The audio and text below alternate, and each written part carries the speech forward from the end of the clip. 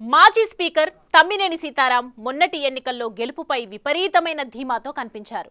ఎన్నికల ప్రచార సమయంలో తన మెజారిటీ 20,000కు తగ్గితే రాజకీయ సన్యాసం తీసుకుంటానని శపథం కూడా చేశారు. తీరా చూస్తే సొంత బంధువు కూన రవికుమార్ చేతిలో దారుణ పరాజయం మూటగట్టుకున్నారు. ఓటమి తర్వాత ఆయన పొలిటికల్గా తమ్మినేని సైలెంట్ అవ్వటంతో ఇక ఆయన పొలిటికల్ రిటైర్మెంట్ తీసుకున్నారన్న ప్రచారం జరిగింది. అయితే ఆ ఆముదాల వలస వైసీపీ నాయకుడు తిరిగి లైమ్లైట్లోకి వచ్చే ప్రయత్నం చేస్తుండటం చర్చనీయాంశంగా మారింది. తమ్మినేని అంత సడన్గా యాక్టివ్ అవ్వాలని చూడటానికి కారణమేంటి?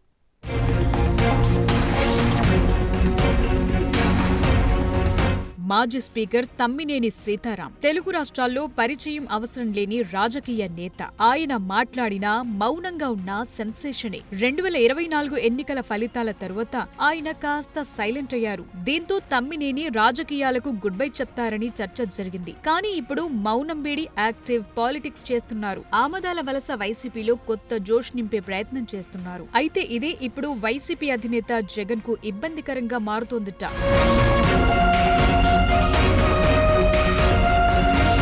తెలుగుదేశం పార్టీ స్థాపించినప్పుడు 1983లో శ్రీకాకుళం జిల్లా ఆమదాల వలస నుంచి ఇండిపెండెంట్ గా గెలిచిన తమ్మినేని సీతారాం తరువాత సైకిల్ ఎక్కి టీడీపీ ఎమ్మెల్యేగా 3 సార్లు గెలిచి మంత్రిగా కూడా పనిచేశారు. తరువాత 2009లో సామాజిక వర్గం లెక్కలతో ప్రజారాజ్యంలో చేరి పోటీ చేసి పరాజయం పాలయ్యారు. ఇక 2014 ఎన్నికల నాటికి వైసీపీలో చేరిన ఆయనకు బావమరిది అయిన కూన రవికుమార్ టీడీపీ నుంచి రాజకీయ ప్రత్యర్థిగా మారారు. 2014లో కూన రవి ఆమదాల వలసలో తమ్మినేనికి షాక్ ఇచ్చారు. 2019లో వైసీపీ నుంచి గెలిచిన తమ్మినేని స్పీకర్ గా పనిచేశారు. 2024లో గెలుపుపై ధీమా ప్రదర్శించి సవాళ్లు సైతం విసిరిన ఆయనకు కూన రవి మరోసారి షాక్ ఇచ్చారు.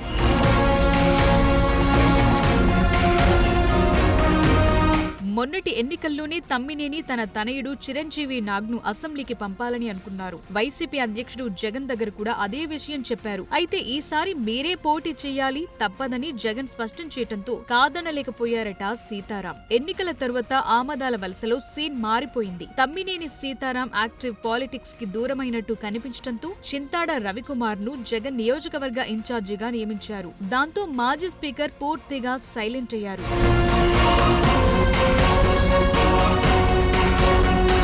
తమ్మినేని వ్యవహారాన్ని గమనించిన జగన్ ఆయనకు శ్రీకాకుళం పార్లమెంటు నియోజకవర్గ సమన్వయకర్త బాధ్యతలు అప్పగించారు. దీంతో ఆమదాల వలస వైసీపీ 2 వర్గాలుగా చీలిపోయింది. బయటకు కనిపించకపోయినా నియోజకవర్గంలో తమ్మినేని వర్సెస్ చింతాడ రవిగా ఇన్సైడ్ పాలిటిక్స్ ప్రారంభమయ్యాయట.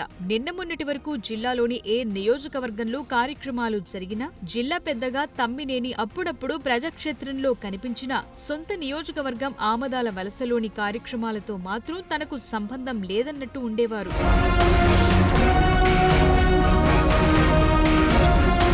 అయితే సడన్ గా ఏమైందో ఏమో కానీ ఇంట గెలిచి రచ్చ గెలవాలనే ఫార్ములాను ఇంప్లిమెంట్ చేస్తున్నారాయన. నియోజకవర్గంలో వరుస కార్యక్రమాలతో అందరినీ ఆశ్చర్యపరుస్తున్నారు. జిల్లా కార్యవర్గంలో పదవులు పొందిన వారికి ఆమదాల వలసలో సన్మానం చేశారు. ఈ కార్యక్రమానికి చింతాడ రవికి ఆహ్వానం పంపినా ఆయన దూరంగా ఉన్నారు. ఇక భారీ బైక్ ర్యాలీతో వైఎస్ఆర్ జయంతిని కూడా ఓ రేంజ్ లో జరిపించారు తమ్మినేని. చింతాడ రవి ఈవెంట్స్ లో ఖాళీ కుర్చీలు దర్శనమిస్తుంటే తమ్మినేని కార్యక్రమాలు పార్టీ శ్రేణులతో కిక్కిరిసిపోతున్నాయి.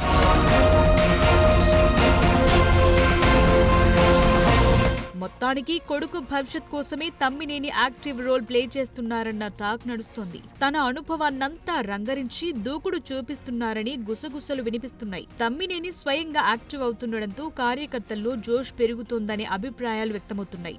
జగన్ను మాత్రం కొత్త సమస్య వెంటాడుతోందని తెలుస్తోంది. నియోజకవర్గ వైసీపీ ఇన్ఛార్జిగా చింతాడ రవికుమార్ ను ప్రకటించినప్పటికీ పేరాడ తిలక్ ను ఆమదాల వలస భవిష్యత్ లీడర్ గా జగన్ భావిస్తున్నారని వైసీపీలో కీలక నేతల వెర్షన్.